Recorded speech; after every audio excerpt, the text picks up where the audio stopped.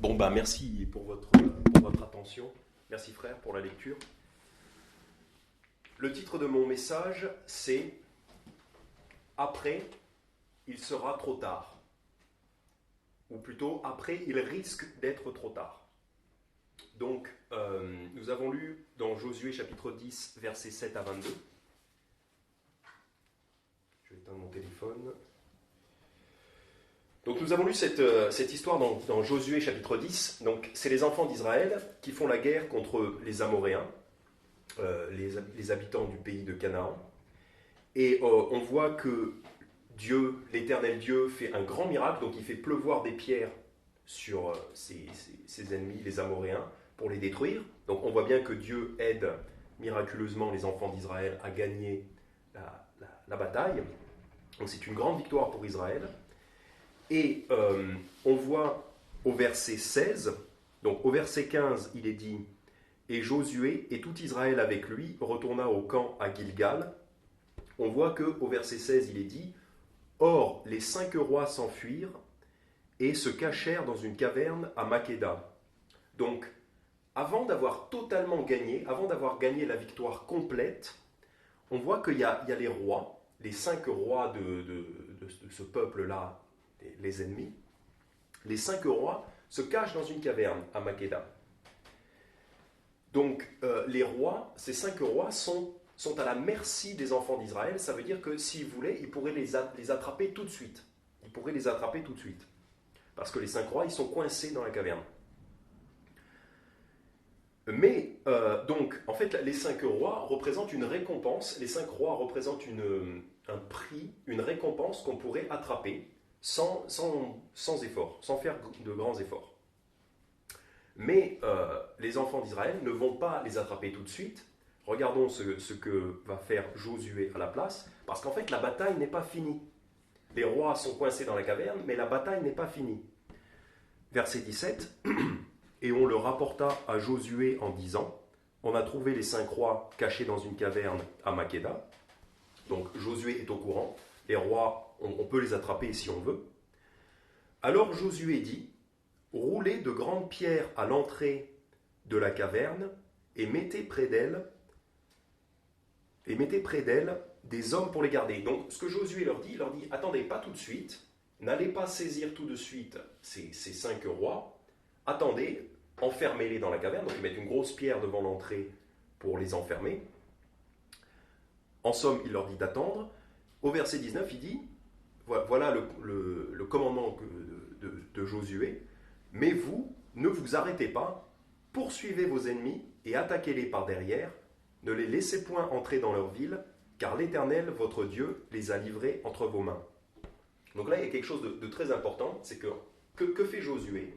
Josué leur dit, au lieu d'aller tout de suite prendre la récompense, c'est-à-dire les 5 rois qui sont cachés, coincés dans cette caverne, au lieu de faire ça tout de suite, attendez avant de faire ça, mais d'abord, finissez la bataille d'abord.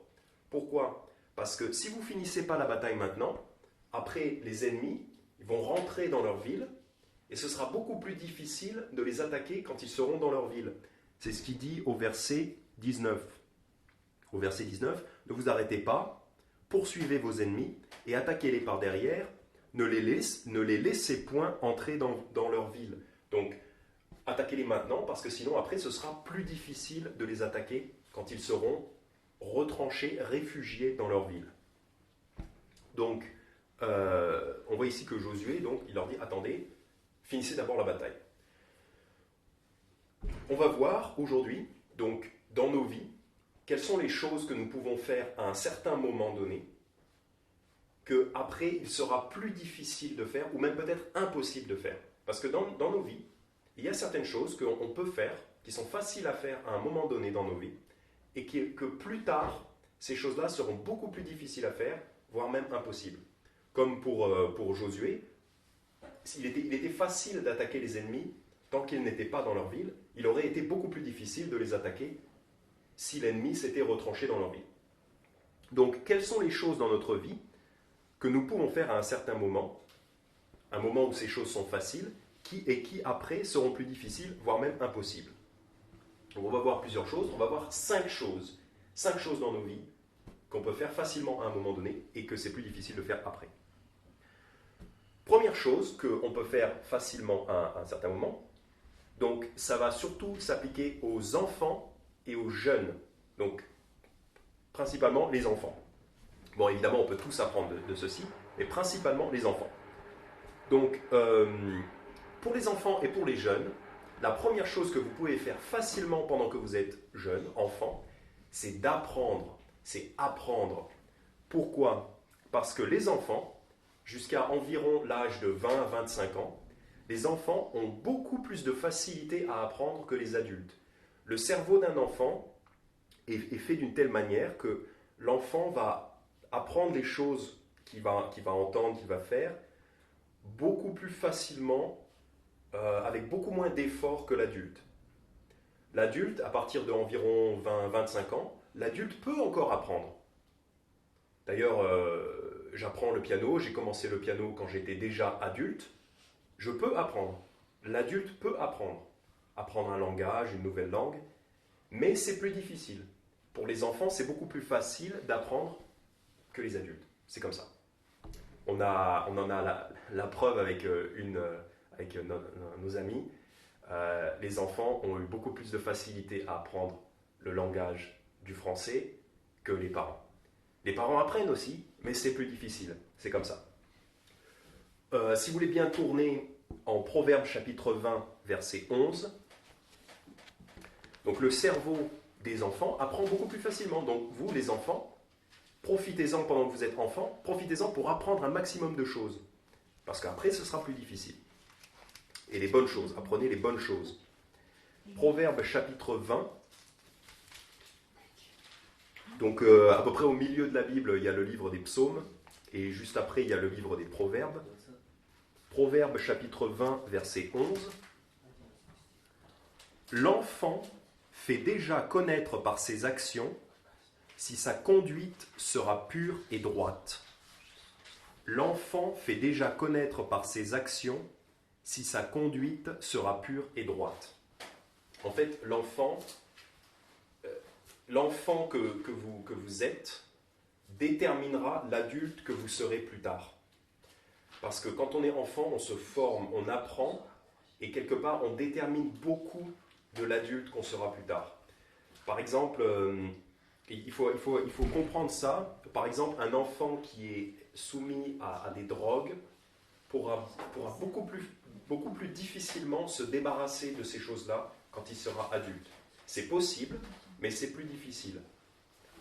Au contraire, un enfant qui va apprendre la Bible, qui va apprendre des bonnes choses, la sagesse de la Bible, va se souvenir de ces choses-là. C'est pour ça que Proverbe chapitre 20, verset 11 nous dit « L'enfant fait déjà connaître par ses actions ». Donc l'enfant que vous êtes, en fait, quand on voit l'enfant que vous êtes, on peut déjà deviner l'adulte que vous serez. Parce que l'enfant apprend beaucoup plus facilement. Donc le cerveau de l'enfant apprend beaucoup plus facilement que celui de l'adulte. Et deuxième chose aussi, vous les enfants, en général, ce n'est pas toujours le cas, mais en général, les enfants ne travaillent pas. Bon, dans certains pays, les enfants travaillent aussi. Mais en tout cas en France et dans beaucoup d'endroits dans le monde, et ça devrait être le cas, les enfants ont la chance de ne pas travailler car ce sont leurs parents qui travaillent. Donc les enfants ont plus de temps. Ils n'ont pas besoin d'aller constamment tous les jours au travail pour gagner leur vie. Donc ils ont du temps. Voilà. Plus tard, vous découvrirez quand vous serez adulte que vous aurez beaucoup moins de temps pour apprendre. Quand vous êtes enfant, vous avez le temps. Donc profitez-en, apprenez. Je dis ça, donc c'est pas pour décourager les adultes. Au contraire, les gens qui sont déjà adultes, ils peuvent quand même apprendre des choses. On peut apprendre un nouveau langage, on peut apprendre la Bible, on peut quand même apprendre un instrument de musique. On peut apprendre un nouveau métier. C'est pas pour décourager les adultes. Au contraire, c'est pour encourager les enfants, parce que vous pouvez faire quelque chose maintenant, vous pouvez apprendre, et ce sera plus difficile plus tard. C'est pourquoi, donc si vous êtes toujours dans le livre des Proverbes, je vous invite à tourner au chapitre 1, Proverbes chapitre 1. Donc en fait, on voit dans le livre des Proverbes très souvent, donc en fait c'est Dieu qui nous parle, c'est Dieu qui nous donne tous ces proverbes, très souvent, il nous dit « mon fils ». Parce qu'en fait, le livre des Proverbes est très bien pour les jeunes. Évidemment, c'est bien pour tout le monde, mais c'est bien spécialement pour les jeunes. Très souvent, dans le livre des Proverbes, il s'adresse à nous en disant « mon fils ». Donc, Proverbes chapitre 1, versets 1 à 4. Proverbes chapitre 1, versets 1 à 4. Proverbe de Salomon, fils de David, roi d'Israël, pour faire connaître la sagesse et l'instruction, pour faire comprendre les discours d'intelligence, pour faire recevoir une instruction de raison, de justice, de jugement et d'équité, pour donner du discernement aux simples, de la connaissance et de la réflexion au jeune homme. Donc là, on voit qu'au verset 4, c'est principalement pour le jeune homme. Évidemment, c'est pour tout le monde. Mais c'est plus important d'acquérir ces connaissances quand on est jeune. Versets 8 et 9. « Mon fils, écoute l'instruction de ton père et n'abandonne point l'enseignement de ta mère. » Donc les enfants, écoutez vos parents. Écoutez les bons conseils de vos parents. Au verset 15, donc Proverbe 1, verset 15. « Mon fils », encore une fois, on peut penser que ça s'adresse principalement à des enfants, des jeunes. « Mon fils, ne te mets point en chemin avec eux, détourne ton pied de leur sentier. » On va voir que dans le livre des Proverbes, il est beaucoup question de prendre le bon chemin. Et ça, c'est très important pour les enfants, c'est de prendre le bon chemin dès leur enfance, dès leur jeunesse. Après, quand vous êtes plus âgé, quand vous avez 30, 40, 50, 70 ans, c'est jamais trop tard pour prendre le bon chemin. Mais c'est plus important de choisir le bon chemin quand vous êtes enfant, parce que vous avez encore longtemps devant vous. Donc on va voir ce thème-là dans les Proverbes. Proverbe chapitre 2, versets 1 à 8. « Mon fils, si tu reçois mes paroles, et si tu conserves avec toi mes commandements, tellement que tu rendes ton oreille attentive à la sagesse et que tu inclines ton cœur à l'intelligence, si tu appelles à toi la prudence, et si tu adresses ta voix à l'intelligence, si tu la cherches comme de l'argent, et si tu la recherches soigneusement comme un trésor, alors tu comprendras la crainte de l'Éternel, et tu trouveras la connaissance de Dieu. Car l'Éternel donne la sagesse, de sa bouche procède la connaissance et l'intelligence. Il réserve le salut à ceux qui sont droits, et il est le bouclier de ceux qui marchent en intégrité. Pour suivre les sentiers de la justice. Point. Il gardera la voie de ses bien-aimés. Donc là encore, on a au verset 1, il s'adresse à mon fils, donc encore quelqu'un de jeune, on suppose. Et au verset 8, pour suivre les sentiers de la justice. Encore, il est question des sentiers. Le sentier, c'est le chemin que vous prenez dans votre vie. Donc c'est très important de choisir le bon chemin dans votre vie. Et de le choisir quand vous êtes jeune.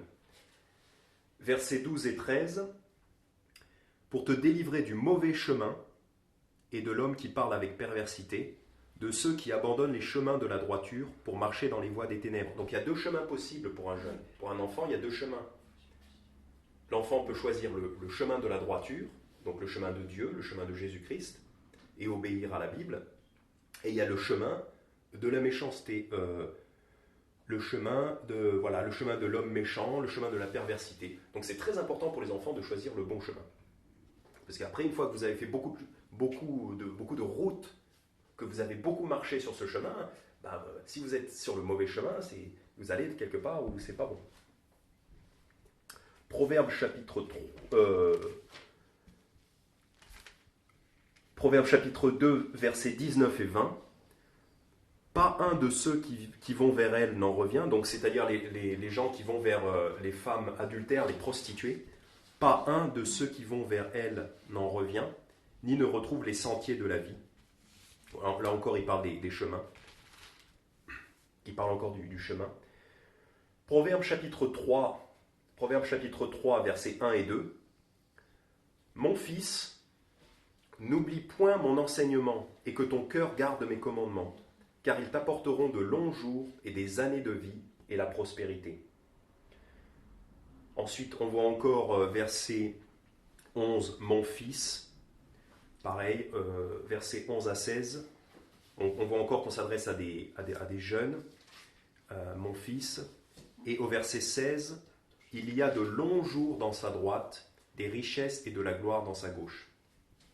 Donc, voilà, le point, c'est que plusieurs fois dans le livre des Proverbes, surtout au début de ce livre des Proverbes, chapitre 1, 2, 3, 4, chapitre 4. D'ailleurs, chapitre 4, verset 1, Proverbe 4, verset 1, « Enfants, écoutez l'instruction de votre Père et soyez attentifs pour connaître la prudence. Car je vous donne de bons conseils, n'abandonnez point mon enseignement. Quand j'étais encore enfant près de mon Père, tendre et chéri auprès de ma mère, il m'enseignait et me disait, que ton cœur retienne mes paroles, garde mes commandements et tu vivras. » Et ainsi de suite, et ainsi de suite. Donc, plusieurs fois, même vraiment beaucoup de fois dans ce début du livre des Proverbes, c'est Dieu qui s'adresse aux chrétiens, bien sûr, comme à des enfants, en leur disant « Écoute mes commandements, écoute ton père, écoute ta mère, écoute la sagesse de Dieu, écoute les commandements, justement pour que tu puisses prendre le bon chemin dans ta vie. » C'est très important quand vous êtes enfant de prendre le bon chemin. Si vous prenez le mauvais chemin, après, c'est plus difficile de retrouver le bon chemin et de faire du bien dans votre vie. Donc, voilà. Proverbe chapitre 13, verset 1. Proverbe chapitre 13, verset 1. L'enfant sage écoute l'instruction de son père, mais le moqueur n'écoute point la réprimande. L'enfant sage, donc les enfants, si vous voulez être sage, si vous êtes sage, si vous voulez être sage, écoutez l'instruction de votre père. Et surtout de votre Père céleste, de votre Père, votre papa, le Père sur la terre, mais surtout votre Père céleste qui est Dieu.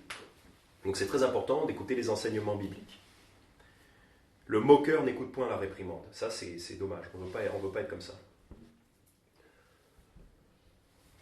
Donc concrètement, qu'est-ce que vous pouvez faire, les enfants, les adultes aussi, mais en particulier les enfants? Lisez votre Bible, écoutez attentivement les enseignements bibliques, donc à l'église, quand c'est le moment, écoutez, concentrez-vous pour bien écouter. Venez à l'église, ne manquez pas à l'église. Écoutez bien vos parents, surtout s'ils sont sauvés, mais même s'ils ne sont pas sauvés, même s'ils ne sont pas chrétiens, écoutez-les quand même, mais écoutez-les surtout s'ils sont sauvés. Et vous pouvez aussi, pendant que vous êtes enfant, donc ça c'est les choses de la Bible, le plus important, vous pouvez aussi penser à apprendre un métier.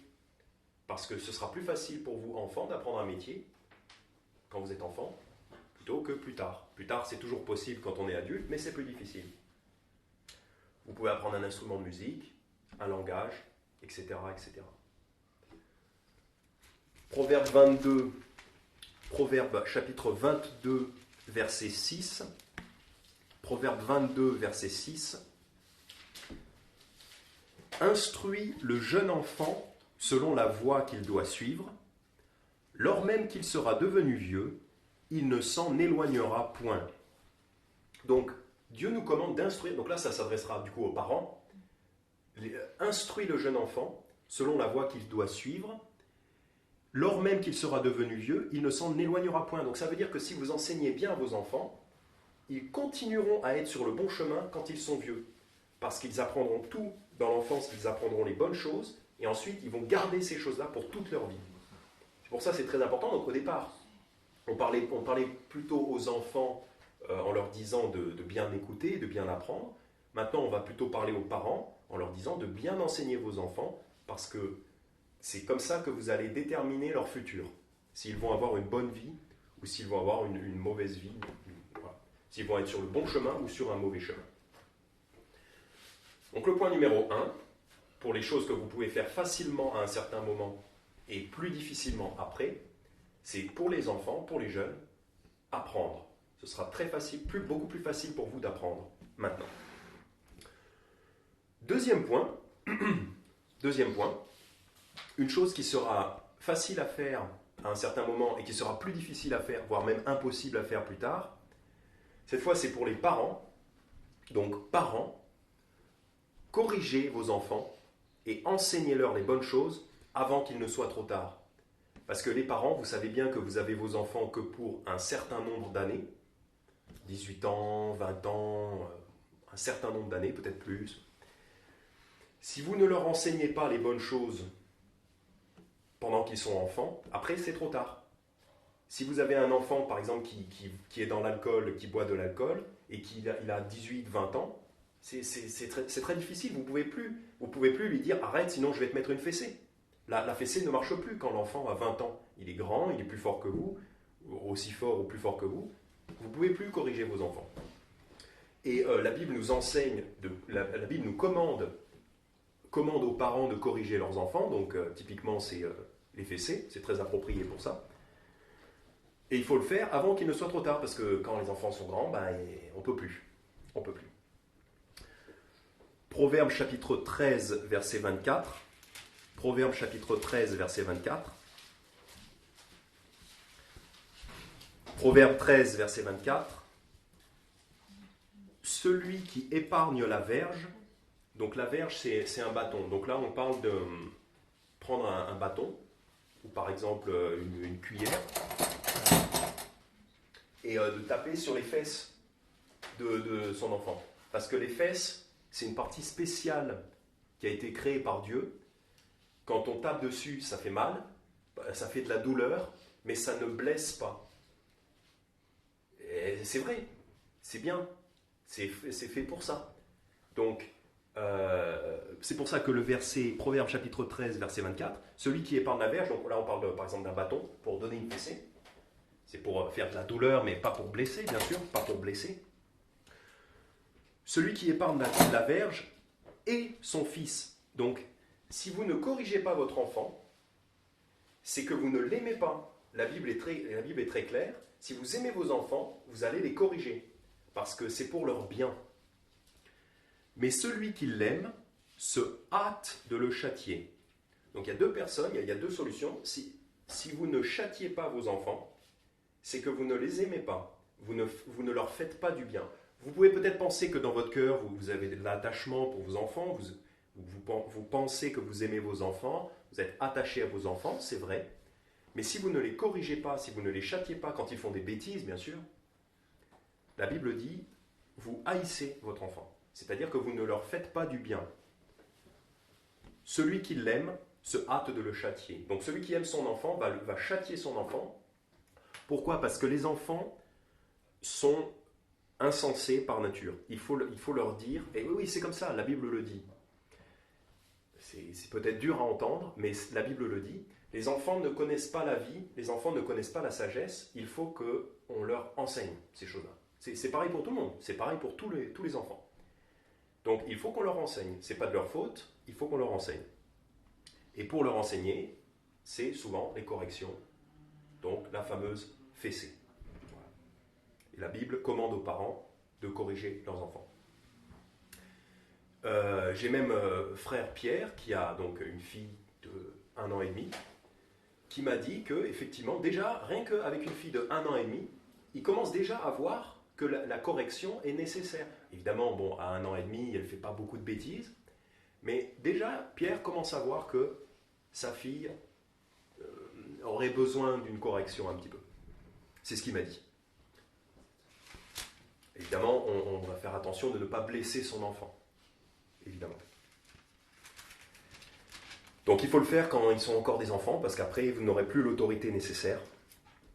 Proverbe chapitre 19, verset 18.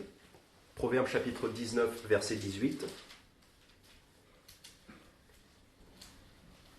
Châtie ton enfant pendant qu'il y a de l'espérance, mais ne va pas jusqu'à le faire mourir.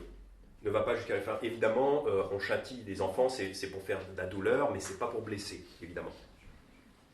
Mais la première partie du verset nous dit « Châtie ton enfant pendant qu'il y a de l'espérance ». Parce qu'à un moment donné, ça sert à quelque chose de les châtier, mais quand l'enfant est trop âgé, quand l'enfant a 16, 17, 18, 20 ans, c'est trop tard. Ça ne sert plus à rien, c'est trop tard. Ça ne sert plus à rien de corriger son enfant. On a un exemple d'enfants qui n'ont pas été corrigés par leur père. Si vous les tournez dans 1 Samuel, donc tout à l'heure on était dans Josué. Après Josué, vous avez Juge, et ensuite vous avez Ruth, et ensuite vous avez 1 Samuel. Donc si vous les tournez dans 1 Samuel, chapitre 2, verset 12, on va avoir un exemple d'enfants qui n'ont pas été corrigés par leur père, et qui vont prendre un très mauvais chemin. Un très mauvais chemin. 1 Samuel chapitre 2, verset 12. Chapitre 2. 1 Samuel chapitre 2, verset 12. Or, les fils d'Éli étaient des scélérats. Les scélérats, c'est quelqu'un de très méchant. Un scélérat, c'est quelqu'un de vraiment très très méchant. Une pourriture. Un homme vil. Or, les fils d'Éli étaient des scélérats. Ils ne connaissaient point l'Éternel. Donc, Éli, à l'époque, c'est le grand prêtre. Il a 2 fils, et ces enfants-là sont des méchants, des scélérats. Scélérats. Au chapitre 3, et c'est un problème, si vous avez des enfants qui sont des scélérats, c'est des criminels, des bandits, voilà, c'est vraiment un très gros problème. Personne ne veut que ses enfants soient des scélérats. Au chapitre 3, on nous explique justement pourquoi ils étaient des scélérats. Chapitre 3, versets 11 à 13, donc là c'est Dieu qui parle. Alors l'Éternel dit à Samuel, « Voici, je vais faire en Israël une chose que nul ne pourra entendre sans que ses 2 oreilles lui tintent. En ce jour-là, j'exécuterai contre Éli tout ce que j'ai dit contre sa maison. Je commencerai et j'achèverai. » Donc Éli, c'est ce monsieur qui a 2 enfants qui sont des scélérats. Verset 13, « Car je l'ai averti que j'allais punir sa maison pour jamais. » Donc, c'est-à-dire, je vais punir sa maison, sa famille pour toujours, pour l'éternité. Je vais punir sa maison pour jamais, à cause de l'iniquité qu'il a connue, et par laquelle ses fils se sont rendus infâmes. Donc, infâme, c'est quelqu'un d'infâme, c'est quelqu'un d'horrible, hein, c'est quelqu'un de vraiment très, très méchant, une pourriture. Quelqu'un de très corrompu. Et le problème, c'est que sans qu'il les ait réprimés, donc l'iniquité qu'il a connue et par laquelle ses fils se sont rendus infâmes, sans qu'il les ait réprimés. Donc le problème de ces 2 scélérats, de ces 2 enfants, c'est que leur père ne les a pas réprimés. C'est pour ça qu'ils ont pris le mauvais chemin et ils sont devenus très très méchants. Pourtant, on voit bien que leur père, donc si vous les regardez maintenant au chapitre 2, donc le problème de ces enfants, c'est qu'ils n'ont pas été réprimés par leur père, ils n'ont pas été corrigés. Pourtant, au chapitre 2, versets 23 à 25, on voit bien que Éli, il essaye de leur dire que c'est pas bien ce qu'ils font. Il essaye de leur dire. Donc, au verset 23, chapitre 2, verset 23, et il leur dit, « Pourquoi faites-vous de telles choses ?» Donc, leur père apprend qu'ils vont commettre des choses horribles, des crimes. « Pourquoi faites-vous de telles choses, les enfants ? Pourquoi faites-vous de telles choses ?» Bon, à ce moment-là, ils sont adultes déjà. « Car j'apprends de tout le peuple vos méchantes actions. Ne faites pas ainsi, mes fils. La rumeur que j'entends n'est pas bonne. Vous faites transgresser le peuple de l'Éternel. » Donc, en fait, versets 23 à 24. Et verset 25, « Si un homme pêche contre un autre homme, Dieu le jugera. Mais si quelqu'un pêche contre l'Éternel, qui interviendra pour lui ? Mais ils n'obéirent point à la voix de leur père, car l'Éternel voulait les faire mourir. » Donc ces gens-là sont tellement méchants que l'Éternel veut les tuer. Il dit, il y en a marre, ces 2-là, c'est vraiment les pires scélérats, je vais les tuer. Et on va voir que plus tard, il les tue. Donc l'Éternel, Dieu, veut tuer ces 2 personnes, parce qu'ils sont très méchants. Et on voit que leur père, ici, il essaye de leur dire, mais c'est pas bien, vous êtes méchants. Mais c'est trop tard. Ils sont déjà adultes, ils ne veulent rien entendre, c'est trop tard. Donc, parents, pendant que c'est encore le temps, corrigez vos enfants pour pas qu'ils prennent le mauvais chemin, comme ces 2 scélérats. Voilà. C'était le 2e point. Point numéro 3, donc chose que vous pouvez faire facilement à un moment de votre vie, et qui sera plus difficile de faire après. Pour les célibataires cette fois, donc ça s'adressera plutôt aux jeunes hommes et aux jeunes femmes célibataires. Il y a 2 choses que j'ai trouvées. Pour les personnes célibataires qui ne sont pas encore mariées, si vous les regardez dans Proverbes chapitre 24, verset 27. Proverbes chapitre 24, verset 27. Donc, principalement pour les hommes, pour les jeunes hommes célibataires, préparez votre travail, préparez votre métier, votre futur métier, votre carrière. Souvent on dit la carrière. Faites des études et préparez votre futur métier pendant que vous êtes encore célibataire.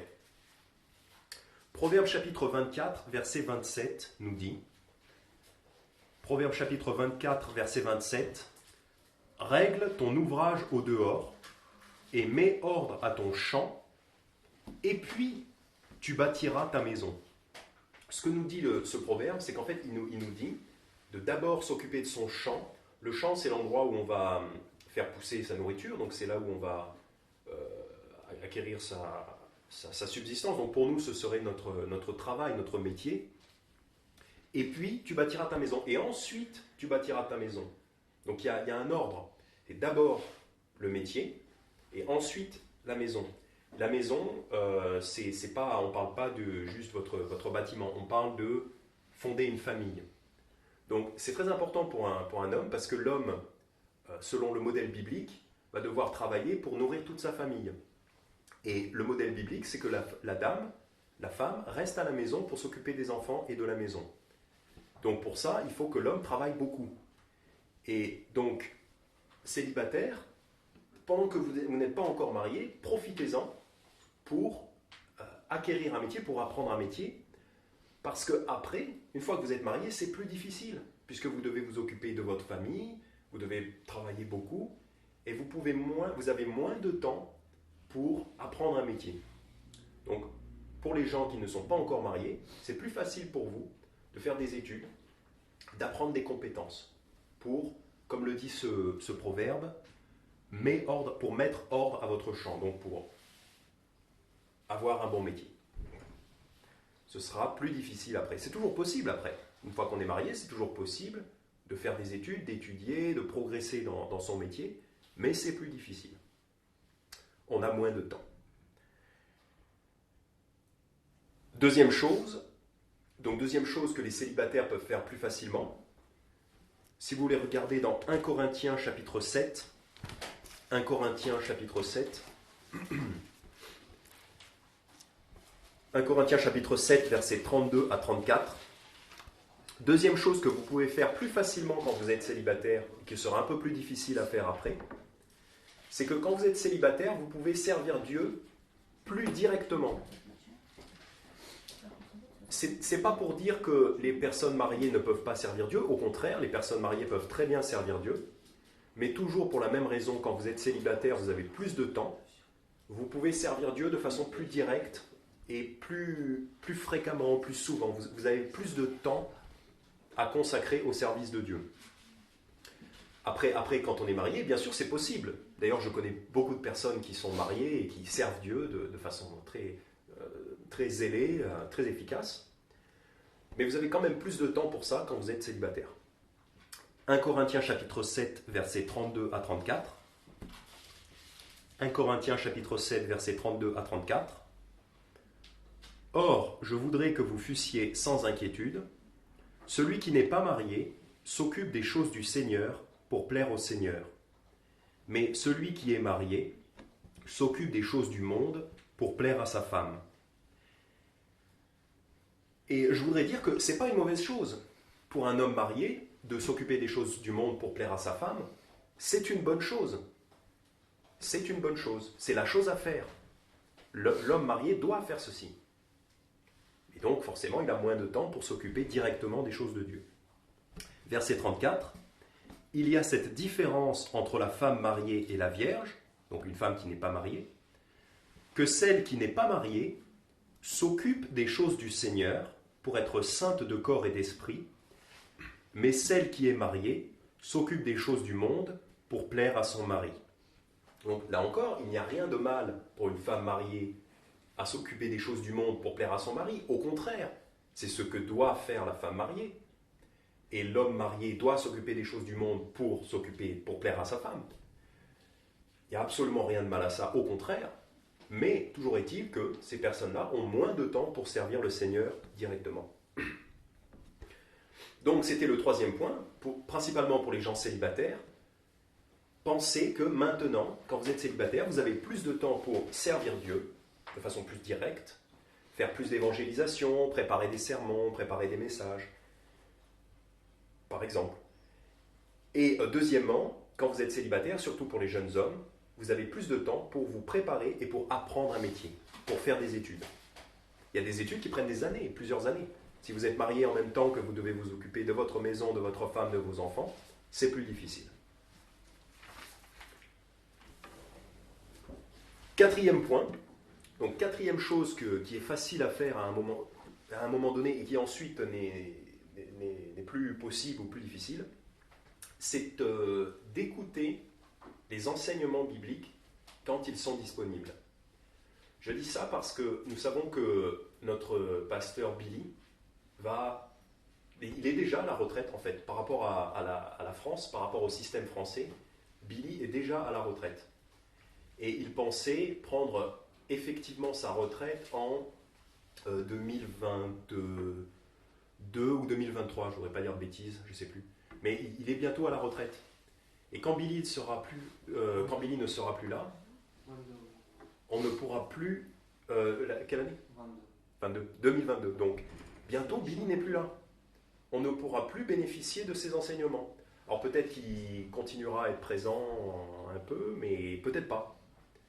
Donc, il y a un moment donné où on peut entendre des enseignements bibliques, et après, il n'y a plus. C'est trop tard. Donc, il faut avoir conscience de ça. Pendant que les enseignements bibliques sont disponibles, profitons-en. Jean chapitre 12, si vous voulez regarder dans Jean chapitre 12, Jean chapitre 12, versets 35 et 36. Jean chapitre 12, versets 35 et 36.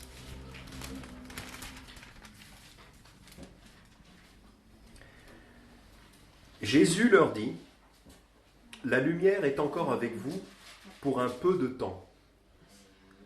Marchez pendant que vous avez la lumière, de peur que les ténèbres ne vous surprennent, car celui qui marche dans les ténèbres ne sait où il va. Pendant que vous avez la lumière, croyez en la lumière, afin que vous soyez des enfants de lumière. » Jésus dit ces choses, puis il s'en alla et se cacha d'eux. Donc là, Jésus leur dit, au verset 35 et 36, vous avez la lumière, et la lumière du monde, c'est Jésus-Christ lui-même. Donc à l'époque, quand Jésus parle de ces choses-là, dit ces choses-là directement, à l'époque, Jésus était là, mais seulement pour un moment, puisqu'ensuite Jésus va être crucifié, il va mourir, et il va ressusciter, et il va monter au ciel. Et Jésus ne sera plus là physiquement pour parler, pour expliquer ces choses-là. On a la Bible, c'est aussi bien, mais Jésus n'est plus là. Donc il dit aux gens, au verset 35, « La lumière est encore avec vous pour un peu de temps. » Au verset 36, « Pendant que vous avez la lumière. » Autrement dit, il viendra un moment où vous n'aurez plus la lumière. Donc, c'était vrai avec Jésus, c'est vrai aussi, il se trouve que c'est vrai aussi avec notre pasteur Billy. Nous l'avons pendant un moment, il prêche la parole de Jésus, et à un moment donné, il ne sera plus là, donc on ne pourra plus écouter ces choses-là. Donc au verset 36, Jésus leur dit, « Pendant que vous avez la lumière, croyez en la lumière. » Donc évidemment, d'abord il faut croire, donc pour la plupart d'entre nous, c'est une chose établie. « Afin que vous soyez des enfants de lumière, donc afin que vous soyez sauvés, que vous puissiez aller au paradis. » Donc il leur dit, « Croyez en moi pendant que je suis là, pendant que vous pouvez m'entendre, m'écouter. » Et après, il est intéressant de noter au verset 36, Jésus dit ces choses, puis il s'en alla et se cacha d'eux. J'aime bien parce qu'en fait, il leur dit « Je suis la lumière ». Je ne sais plus si c'est avant ou après qu'il leur dit. Oui, après au verset 46, il leur dit « Je suis la lumière ». Donc Jésus dit clairement qu'il est la lumière du monde. Il leur dit « La lumière sera avec vous pour un peu de temps ». Après, il n'y aura plus. Et après, il se cache. C'est comme pour leur montrer « Voyez, je me cache, la lumière est cachée ». Il leur dit « La lumière va partir, je me cache ». Comme ça, ils voient que la lumière... ils voient ce que ça fait quand la lumière n'est plus là. Donc il veut leur faire se rendre compte que voilà, il y a un moment pour écouter les enseignements parce qu'après ils risquent de ne plus être disponibles. Et Jésus leur montre ça en se cachant, pour leur montrer ce que ça fait quand la lumière n'est plus là. Luc chapitre 10, donc juste le livre précédent. C'est un petit passage très célèbre je pense que c'est très connu, Luc chapitre 10, c'est Jésus qui va chez Marthe, qui va manger chez Marthe. Versets 38 à 41. Luc chapitre 10, versets 38 à 41. Comme ils étaient en chemin, il entra dans un bourg, donc Jésus entra dans un village, et une femme nommée Marthe le reçut dans sa maison. Elle avait une sœur nommée Marie qui, se tenant assise aux pieds de Jésus, écoutait sa parole. Et Marthe était distraite par divers soins du ménage. Étant survenue, elle dit : Seigneur, ne considères-tu point que ma sœur me laisse servir toute seule ? Dis-lui donc qu'elle m'aide. Et Jésus lui répondit : Marthe, Marthe, tu te mets en peine et tu t'agites pour beaucoup de choses. Mais une seule est nécessaire, et Marie a choisi la bonne part, qui ne lui sera point ôtée, donc qui ne lui sera point enlevée.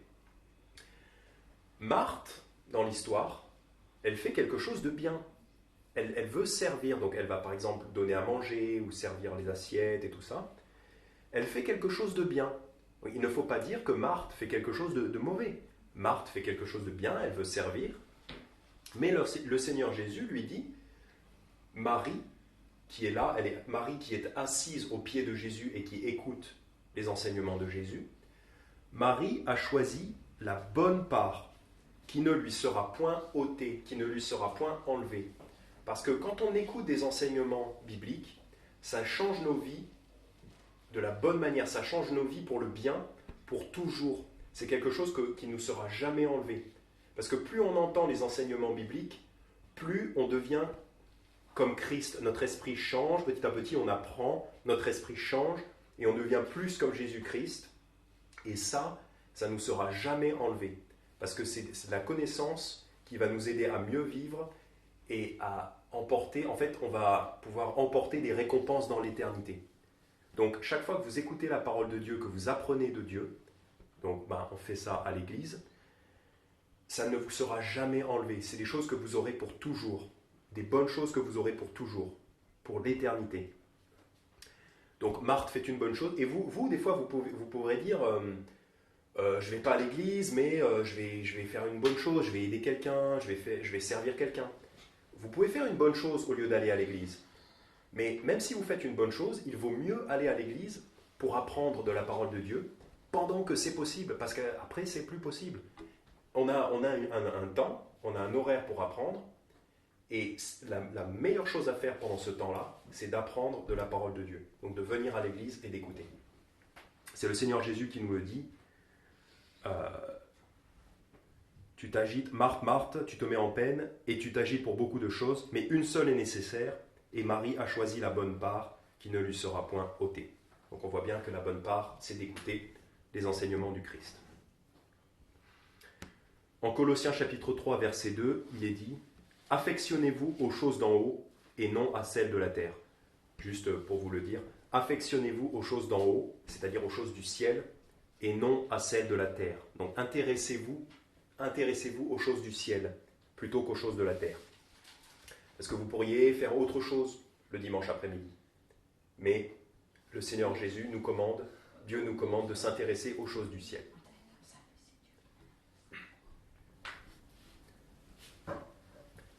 Dernier point, donc 5e point et dernier point, de quelque chose que nous pouvons faire facilement maintenant et qu'après ce sera impossible. Cette chose-là, c'est le travail de l'œuvre du Seigneur et particulièrement l'évangélisation. Je vais vous lire Galates chapitre 6, versets 9 et 10. Pendant ce temps, vous pouvez aller dans Luc chapitre 16. Donc, vous pouvez aller dans Luc chapitre 16. Je vais lire Galates chapitre 6, versets 9 et 10. Galates chapitre 6, versets 9 et 10. Ne nous lassons point de faire le bien, car nous moissonnerons dans la saison convenable, si nous ne nous relâchons pas. C'est pourquoi, pendant que nous en avons l'occasion, faisons du bien à tous, mais surtout à ceux qui sont de la famille de la foi. Donc il nous dit au verset 10, Galates chapitre 6, verset 10, c'est pourquoi, pendant que nous en avons l'occasion. faisons du bien à tous. Parce qu'il y a un moment où on a l'occasion de faire du bien, et après, on n'a plus l'occasion. Le moment peut passer. Et en particulier, pour évangéliser, donc Luc chapitre 16, en fait, l'idée, c'est que on peut évangéliser, c'est-à-dire on peut prêcher l'évangile, on peut expliquer aux gens comment ils peuvent être sauvés, maintenant, dans cette vie, pendant que nous sommes sur cette terre. Parce qu'après, quand on va aller au paradis, on ne pourra plus expliquer l'évangile aux gens. Ce sera trop tard. Nous, on sera au paradis, on sera content, on sera heureux, mais on pourra plus permettre à d'autres personnes d'entendre l'évangile et d'aller au paradis. Donc le moment d'évangéliser, c'est maintenant. C'est dans cette vie. Luc chapitre 16, donc ça c'est commençant au verset 19. Bon, je vais faire un petit peu plus court, je vais commencer à lire au verset 26. En fait, c'est une histoire connue, donc c'est Jésus-Christ qui raconte une histoire. Donc, deux hommes meurent, le riche, il va en enfer, pas parce qu'il est riche, mais parce qu'il n'a pas cru en Jésus-Christ. Le pauvre, il va au paradis, pas parce qu'il est pauvre, mais parce qu'il a cru en Jésus-Christ. Donc, le non-croyant va en enfer, le croyant va au paradis, tout simplement. Donc, l'homme riche qui est en enfer, il est tourmenté, il est dans la flamme. Et il demande que Lazare vienne pour lui mettre un peu d'eau sur la langue pour le soulager. C'est pour dire dans quelle souffrance il est. Mais c'est impossible. Donc au verset 25, Abraham répondit, donc l'homme riche demande qu'on lui donne de l'eau, mais Abraham répondit, « Mon fils, souviens-toi que tu as eu tes biens pendant ta vie, et que Lazare y a eu des maux, c'est-à-dire des malheurs. Maintenant, il est consolé, donc au paradis on est consolé. Maintenant, Lazare est consolé, et toi, tu es dans les tourments. Donc en enfer, les gens souffrent. Donc pour éviter l'enfer, il faut juste se confier en Jésus-Christ. Mais ceux qui ne se confient pas en Jésus-Christ vont en enfer, et ils souffrent. Verset 26, outre cela, donc en plus de ça, outre cela, il y a un grand abîme entre vous et nous. Donc un abîme, c'est un gouffre, c'est un trou, comme un grand trou. Il y a un grand abîme entre vous et nous, de sorte que ceux qui voudraient passer d'ici à vous ne le peuvent. Donc, on ne peut pas aller du paradis à l'enfer, non plus que ceux qui voudraient traverser de là jusqu'à nous. Donc, ce que Abraham dit, c'est que c'est impossible pour quelqu'un d'aller du paradis à l'enfer, et c'est impossible pour quelqu'un d'aller de l'enfer au paradis. C'est impossible. Et peut-être que Lazare, donc Lazare c'est le pauvre qui maintenant est au paradis, peut-être que Lazare aurait bien voulu descendre pour soulager la personne qui est en enfer, peut-être, mais il ne peut pas, c'est trop tard, c'est impossible. Quand on est déjà dans l'éternité, il n'y a plus de retour possible. Au verset 27, et le riche dit, « Je te prie donc, Père Abraham, d'envoyer Lazare dans la maison de mon père, donc, car j'ai 5 frères, pour leur attester ces choses, de peur qu'ils ne viennent aussi dans ce lieu de tourment. » Donc, le riche, il demande même que Lazare, qui est au paradis, soit ressuscité, c'est-à-dire revienne dans un corps dans le monde, pour expliquer l'évangile aux frères de la personne qui est en enfer. Mais en fait, ça ne se passe pas, ça ne marche pas comme ça.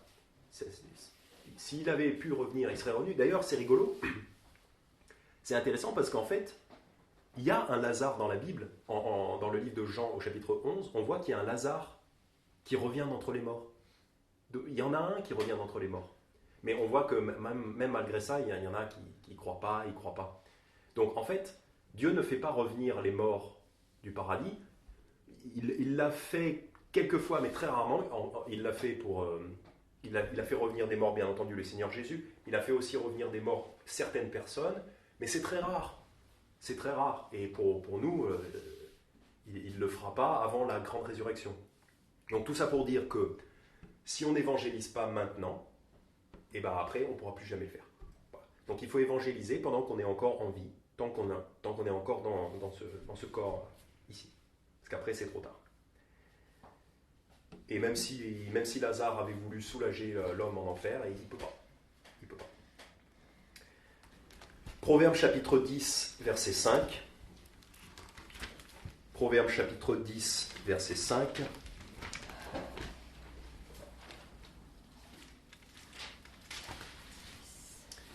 Proverbe chapitre 10, verset 5. Celui qui amasse en été est un fils prudent. Celui qui dort pendant la moisson est un fils qui fait honte. Donc, si on connaît un tout petit peu l'agriculture, on sait que les moissons, les céréales, on les récolte, on les moissonne en été, quand il fait chaud, au mois de juillet, août, parce que les céréales sont mûres, elles sont sèches, on peut les ramasser. Donc pendant la moisson, juillet et août, il faut travailler beaucoup. C'est le moment. Parce que si on ne travaille pas pendant la moisson et qu'on veut le faire en septembre, c'est trop tard. Parce qu'après il pleut et le grain va pourrir. Donc si on n'a pas récolté le blé, la moisson en été, après c'est trop tard. C'est pourquoi il est dit dans ce proverbe, celui qui dort pendant la moisson est un fils qui fait honte. C'est vraiment la dernière des choses à faire, de dormir pendant la moisson. Les agriculteurs, au contraire, pendant la moisson, ils travaillent beaucoup, beaucoup. D'ailleurs, il y en a qui dorment très peu pendant la moisson. Donc celui qui dort pendant la moisson est un fils qui fait honte. Le Seigneur, c'est-à-dire qui déçoit beaucoup son père. C'est normal, c'est un paresseux, et il fait la chose qu'il ne faut absolument pas faire pendant la moisson. Pendant la moisson, il faut travailler dur. Notre Père Céleste nous envoie, nous les chrétiens, nous envoie moissonner, c'est-à-dire pour prêcher l'évangile à tous les êtres humains. C'est ça pour nous la moisson, c'est de prêcher l'évangile à tous les êtres humains pour que les gens puissent se convertir s'ils le veulent. La moisson, c'est ça. Et cette moisson, dans laquelle nous travaillons, c'est notre vie, ici présente. Si on dort pendant la moisson, c'est-à-dire si on ne fait rien pour travailler à cette moisson, si on ne fait rien pour aider à l'évangélisation, nous sommes un fils, un enfant qui fait honte, c'est-à-dire qui déçoit le Seigneur Jésus. Parce que le Seigneur Jésus nous demande clairement d'évangéliser, donc d'une façon ou d'une autre, il faut que chaque chrétien participe à l'évangélisation. Sinon, c'est un chrétien qui déçoit son Père Céleste. Et donc, maintenant, c'est possible, c'est facile. On n'est pas en danger, on évangélise, il n'y a pas de danger, on ne se fait pas taper. Ça pourrait, dans certains pays. Mais pour l'instant, c'est facile. Et après, ce sera impossible, ce sera trop tard. Donc, faisons-le maintenant. En conclusion, si vous voulez regarder Ecclésiaste, chapitre 9, donc c'est le dernier livre, c'est le livre suivant. Conclusion, Ecclésiaste, chapitre 9, verset 10, donc le livre juste après les Proverbes. Ecclésiaste, chapitre 9, verset 10. Tout ce que ta main trouve à faire, fais-le selon ton pouvoir, car il n'y a ni œuvre, ni pensée, ni science, ni sagesse dans le sépulcre où tu vas. Donc, c'est-à-dire dans la tombe, quand on est mort, quand on est décédé, quand le corps est mort, on ne peut plus rien faire, on ne peut plus agir sur ce monde-là, on ne peut plus participer. Donc c'est pour ça qu'il faut participer avec force, avec toute notre énergie, dès maintenant, quand nous sommes encore en vie. Parce qu'après, c'est trop tard. Voilà. Donc je récapitule rapidement les 5 points qu'on a vus. Des choses qui sont faciles à faire à un moment donné et qui après seront plus difficiles ou même impossibles. Premier point, c'était pour les enfants. Il sera beaucoup plus facile pour vous d'apprendre des choses quand vous êtes enfant. C'est beaucoup plus difficile pour les adultes. Deuxième point, pour vous, parents, il sera beaucoup plus facile de corriger vos enfants quand ils sont enfants, puisqu'après, quand ils sont adultes, c'est quasi impossible. C'est souvent trop tard, c'est trop tard. Troisième point, on a vu pour les gens qui ne sont pas encore mariés, donc on a vu qu'il est sage de se préparer pour avoir, pour les hommes, donc un bon métier, et pour les hommes et pour les femmes, donc vous avez plus de temps pour servir le Seigneur quand vous êtes célibataire, profitez-en. On va dire pour servir directement, de façon plus directe le Seigneur. Quatrième point, on a vu que il y a un moment où il faut écouter la Bible, parce qu'après ça risque d'être trop tard. Donc on voit ça avec Billy qui va bientôt s'en aller. Donc voilà, c'est ça l'important. Et cinquième point, de travailler à l'œuvre du Seigneur, et particulièrement à l'évangélisation, pendant qu'on est encore vivant dans cette vie présente. Voilà. Prions. Merci Père pour m'avoir aidé à préparer ce message et à le communiquer. Je te prie que tu nous aides chacun d'entre nous à faire attention, à se souvenir de ces choses-là et à se rappeler que nos vies sont courtes et puis qu'il y a certains moments pour faire les choses et qu'après c'est trop tard. Aide-nous à nous rappeler de tous ces enseignements et à les appliquer dans nos vies. Je te prie de bénir tout un chacun et que chacun puisse être béni dans sa semaine de travail. Au nom de ton Fils Jésus, Amen.